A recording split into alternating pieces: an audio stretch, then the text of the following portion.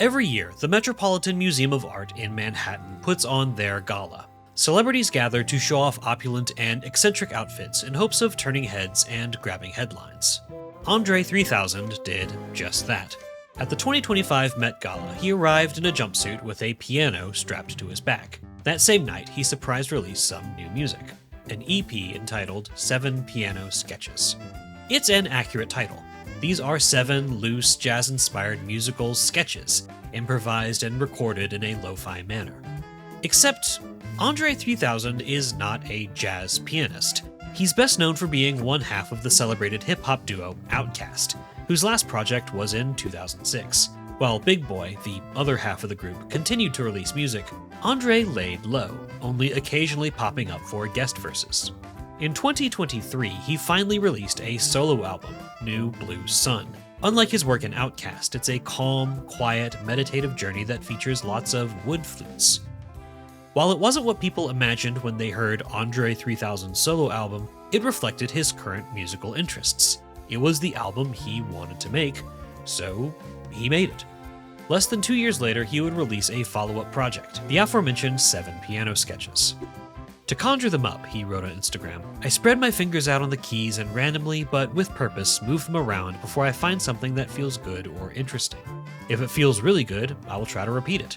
I cannot name which notes, keys, or chords that I'm playing. I simply like the sound and mechanics of piano playing. Reception to this project was mixed. Select fans of Outkast just wanted him to stop with this nonsense and just rap again. Many jazz listeners weren't impressed by the minimalist improvisations. If you're expecting something akin to Thelonious Monk or Dave Brubeck, you're bound to be disappointed. In a scathing review in the jazz-focused publication Downbeat, Frank Alclar put it bluntly. This is not a professional record. He is not a good piano player. This is noodling at home. So again, why do it? A shared sentiment was that 7 Piano Sketches is only noteworthy because of who made it. Had this not been made by the same guy who gave us The Love Below, would anyone even listen to this? In a more positive 7 out of 10 review, Pitchfork's Hank Stamer tips his hand. Some may ask of 7 Piano Sketches, what gives him the right? The right to treat his doodles as gallery ready. The simplest answer? Because he's André 3000. I've listened to 7 Piano Sketches, and it's a neat curiosity, though nothing I can see myself returning to. While the music itself isn't especially interesting, I do think the story of its creation and the discourse around it is fascinating and important. It's an anecdote that kept bouncing around in my head on my most recent playthrough of one of my personal favorite games, the wonderful puzzle adventure game Chikory, A Colorful Tale.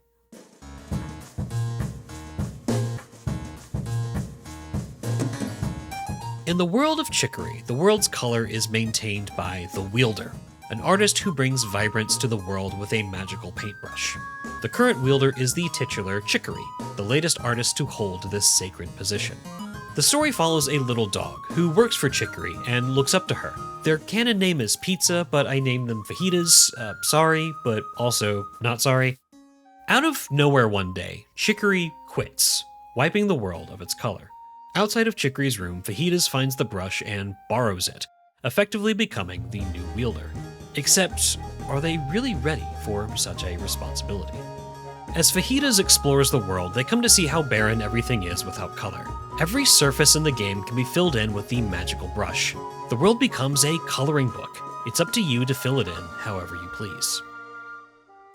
When using a controller, the left analog stick pilots the wielder's movement. The right analog stick controls the paintbrush. A circle appears on top of the screen, and pressing one of the shoulder buttons will splat paint on the environment. The player can change colors, change the shape and size of their brush, and erase if need be. The player can seamlessly scribble onto anything at any time. This is the primary way the player interacts with the world. Certain objects will react when they're filled with color, or left blank. Each area in the game introduces some new way paint can be used to solve puzzles and traverse the environment. Every single aspect of Chikory is based around the brush.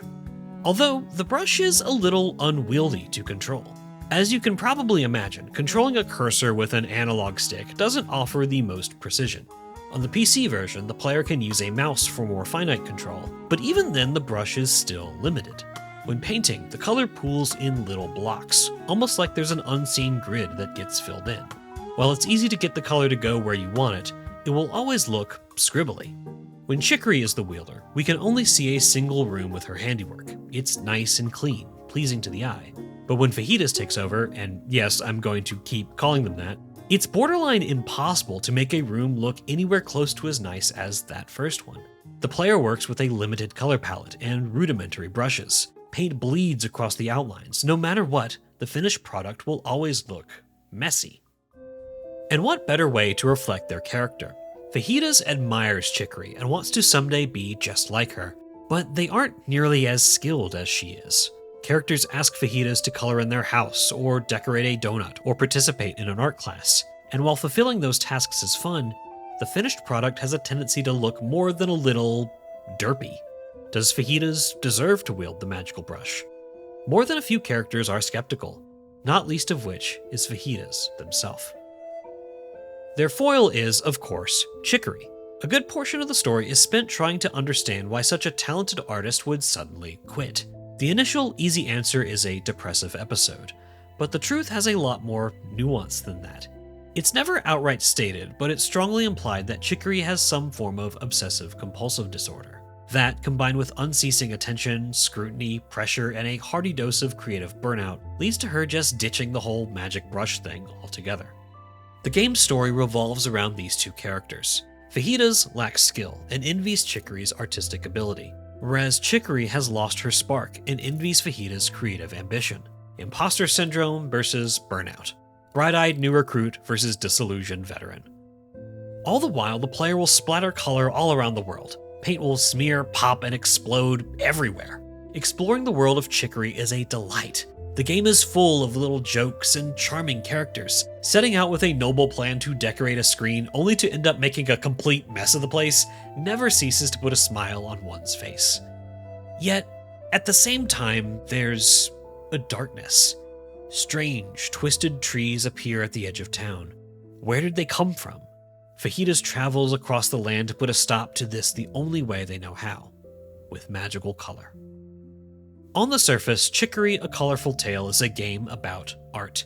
But scratch that surface and the game is all about why we create art and the power it has to alter the lives of those who create it.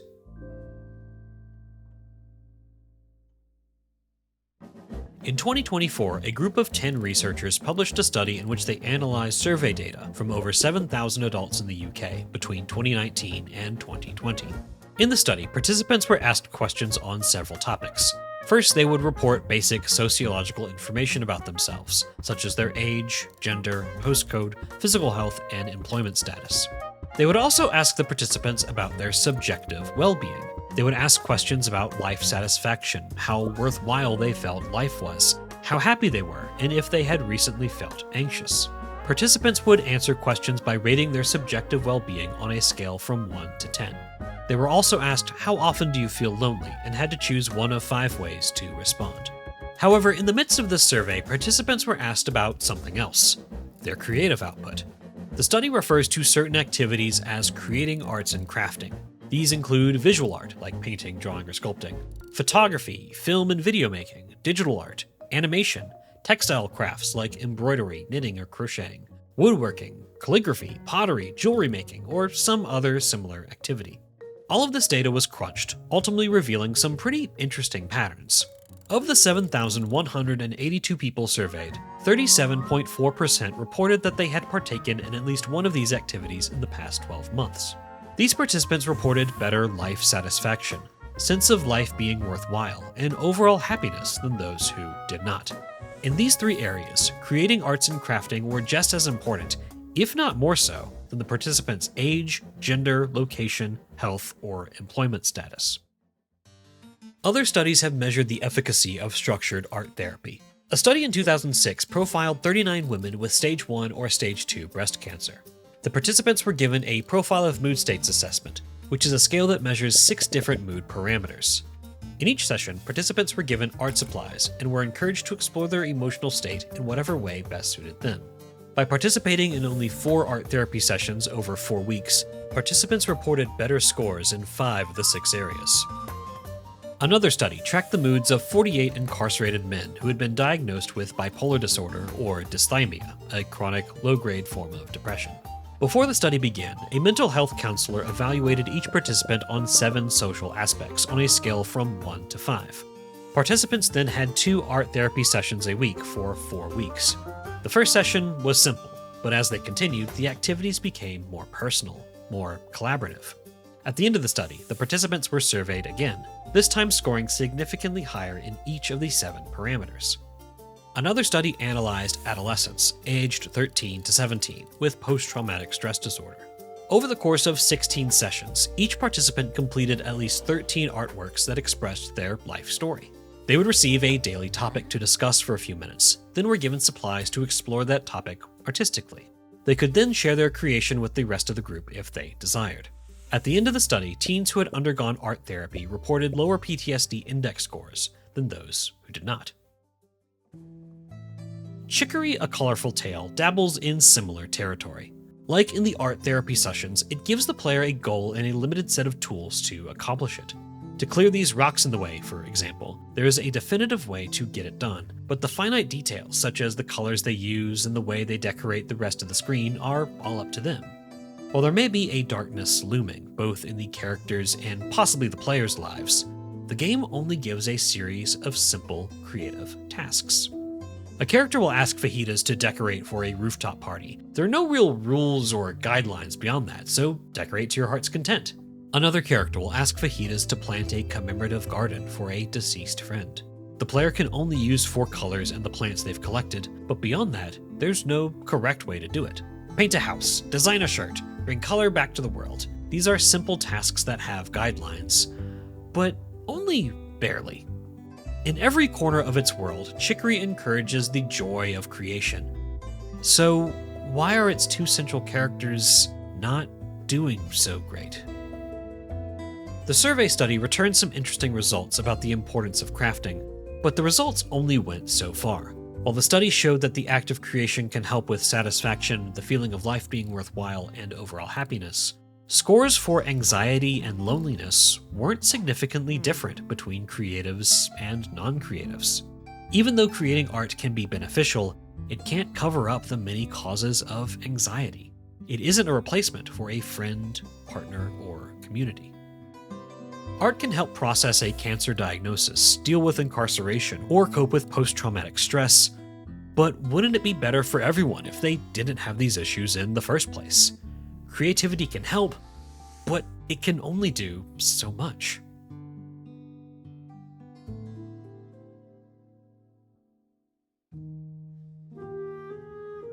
In Chikory's case, her mental health follows her everywhere she goes. She is judged by everyone, especially her former teacher. At one point, Fajitas meets this guy in the swamp who recounts a story of Chikory painting one spot over and over and over again, never satisfied with her work. For Chikory, the act of creation isn't a means of expression. Not really. It's a job, a duty, something she has to do, even if it isn't helping her mental health, even if she's anxious, even if she's truly lonely. For Fajitas, splashing color everywhere like an unsupervised child with a fresh pack of Crayolas is absolutely joyful, except for a few scenes. In the town of Potluck, Fajitas can stumble into the Art Academy, which is responsible for preserving the masterworks of all past wielders. When the color vanishes, all that's left are black and white outlines. Fajitas is tasked with recreating the masterpieces with their limited toolset, after which they will hang in a gallery. And remember, the brush controls are extremely limited. The color gets placed on that rigid grid, and you really feel it in these sequences. So Fajitas tries their best to recreate the painting, the first one being this cat with an apron holding a watering can. And it's hard to get it to look right. It's really hard. Midway through, I realized I had made the head way too big. Fine details like, the eyes just looked wrong. I spent way too long on this picture, only for it to look like a scribbly imitation. Recreating the drawing was impossible. After this, the piece went up for critique. Fajitas' sister had nice things to say. The professor made some neutral comments on the work, presumably not to upset the esteemed guest. But one other student, Radish could see through my hack job. This is the work of the new wielder? Artists train their whole lives for a shot at becoming the wielder, and this is the work of the newest one? Seriously? Returning to the academy yields similar results. Let me try to make this kitten out of negative space. It's okay, but it's not good enough. I can practice all I want, take as much time as I want, but it will never look as good as the original piece. Even if everyone says nice things, Radish knows what we and fajitas know deep down. This looks terrible.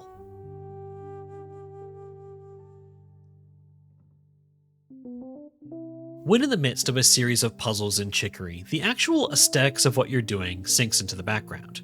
But once you stop and actually look at what the screen looks like, I don't know about this. Let's paint this pathway and make the grass a certain color. Oh no. The painting in Chicory brings joy all the time, but that joy evaporates as soon as that painting has an audience.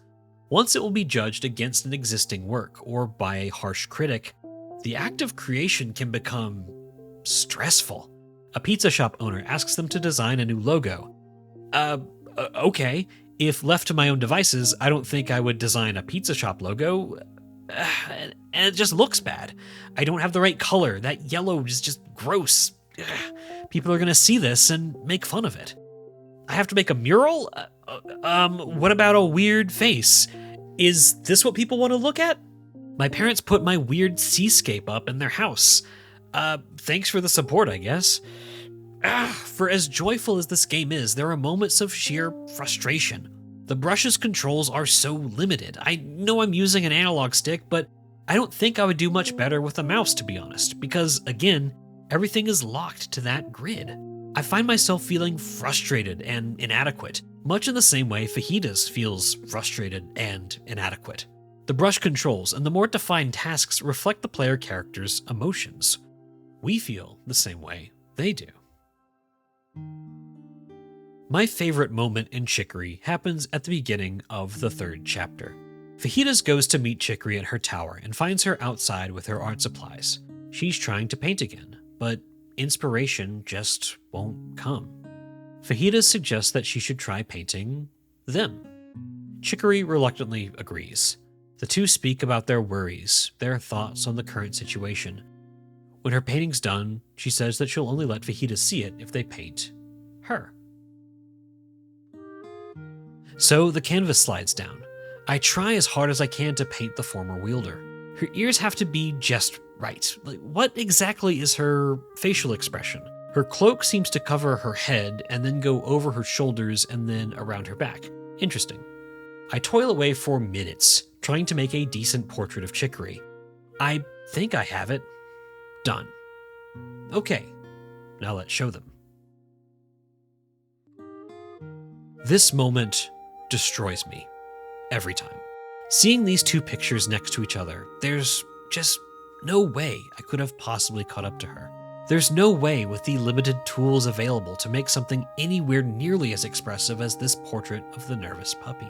Fajitas just isn't as skilled of an artist. They're out of their depth. They'll never be good enough.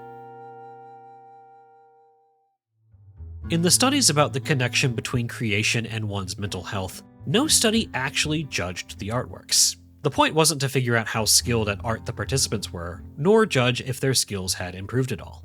In the study with the youth with PTSD, participants were given the opportunity to share, display, or comment on their artwork. The point of this part of the session was to discuss their thought process and share bits about themselves, presumably aspects of their lives that were troubling them. But this was not a traditional art critique. Have you ever been to a traditional art critique? These things are absolutely brutal. You spend a whole bunch of time making something, chasing perfection, trying to grasp a concept, only for it to be torn to shreds and nitpicked to no end. The point of this is to make oneself critical of their own art and look for ways to improve their skills. But man, I took a few art classes when I was in college, and these things were deflating. Did I learn a lot? Yes. Did it make me better? Yes. But did it hurt? Also, yes. It's one thing to create art for yourself to feel accomplished or to express yourself. It's another to have every single little thing prodded and questioned. Like, I know the perspective is a little weird there, and yes, I know the shadow shouldn't be that dark, and yes, I know that it doesn't look exactly like I pictured because my hand slipped, and I don't know how to fix it, and I'm sorry for ever picking up a pencil or a brush, and I don't know what I'm doing.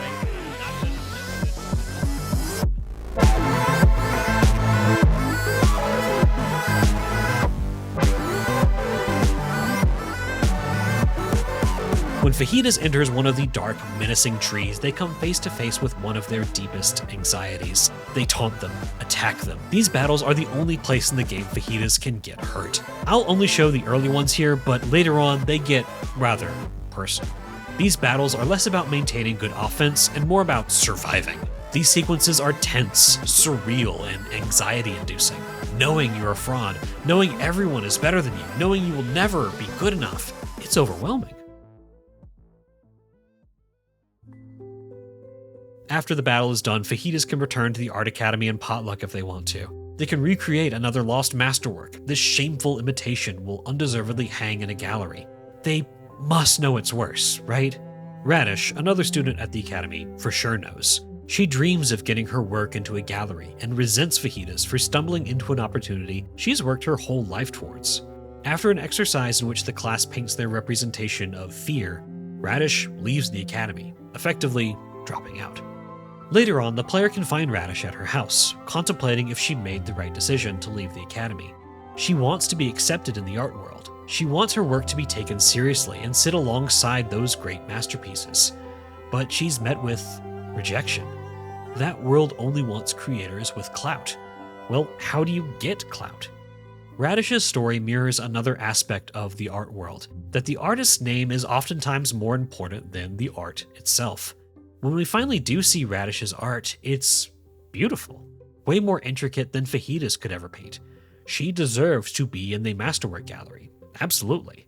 Maybe she will one day. I certainly hope so.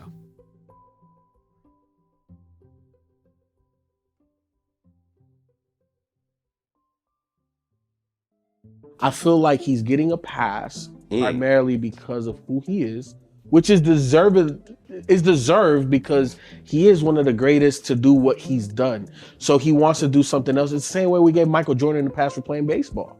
You know what I'm saying? So I get it to a degree, but I feel like I'm not gonna say that y'all are disingenuous, but I can't say that this is even on a good tier. This is FIFO from Dead End Hip Hop. His take on André 3000's 7 piano sketches echoes what many other critics have said about it. The release is only noteworthy because of who made it. His piano recordings were deemed gallery-worthy, despite there being many more pianists with significantly more skill but significantly less clout. Had this exact same EP been made by someone who wasn't a former Outkast member, would anyone care? But even if this work existed in a vacuum, if we remove the context of its release and the modern music landscape and the legacy of its creator, this work still exists. It's still a valid piece of human expression. I keep rereading André's description of how he made these recordings. It feels primal. Like there isn't an attempt to master an instrument. There isn't even really an attempt to make good music. No, the attempt is to explore. To find something inside oneself and let it out by pressing some keys on a keyboard. Does it sound good to me? Not especially, but that's not really important. Creativity and mastery are two different things. Creating art is a fundamental human behavior. The January 2016 issue of Smithsonian Magazine contained an article by Jo Marchant that chronicled her journey into the Maros region of Indonesia. There, she and a group of archaeologists descended into a cave called Liang Lampoa, which contains this. This is an image of an animal called a babirusa, and it is at least 35,400 years old. Some estimates put it even older than that. It's one of the earliest examples of figurative art, a blotch of color meant to represent something else, in this case, an animal. It's widely agreed that humans, Homo sapiens, evolved in Africa over 200,000 years ago. What set these people apart was their higher order consciousness, something not seen in similar species, at least not to that degree. Advanced thought meant that Homo sapiens could plan for the future and learn from the past. They could work together, they could survive in brutal conditions, and, most importantly of all, they could make intellectual and emotional connections. In Marchand's article, she writes, "And because higher order consciousness enabled symbolic thinking, our ability to let one thing stand in for another, it allowed people to make visual representations of things they could remember and imagine. In that sense, ancient art is a marker for this cognitive shift. Find early paintings, particularly figurative representations like animals, and you've found evidence for the modern human mind." These ancient paintings were found in Indonesia, but similar paintings can be found all around the world. In what's modern-day France, Namibia, Brazil, Australia, India, Romania, the US, all around the globe, ancient peoples who had no idea each other existed all had the same thought: to draw, to create, to represent the things that they saw and experienced through imagery. Creating art is an innate human activity. It's one of the few activities that makes you human. Chikory, A Colorful Tale explores the relationship between its two central characters, but it also explores another relationship, that of the artist and the audience. If Fajitas was just wandering around throwing paint everywhere, I don't think they would have many issues at all. But when Fajitas gets compared to past wielders, when they get compared to other artists who are more skilled than them, anxiety forms. When creativity becomes burdened with expectations, with perfectionism, with critique, who is the art for? When a master lyricist tries his hand at playing piano, do we not learn something about him and his process? When someone takes up embroidery as a hobby to feel better, does it matter if it can't go toe-to-toe with the Bayeux Tapestry? When a cancer patient draws to cope with the ways her life has changed, isn't that beneficial? If a prisoner can be rehabilitated, or a troubled teenager can process their trauma, aren't we glad that art exists? The limited brush controls in Chicory, A Colorful Tale ensure that Fajitas' creative output isn't fantastic. They will always lag behind the more skilled artists around them. But mastery isn't the point. The act of creation is. So don't be afraid to doodle in the margins, to experiment with new styles and mediums, to spread your fingers out on the keys and find something that feels good or interesting, because it's one of the things that makes you human. And I think that's worth something.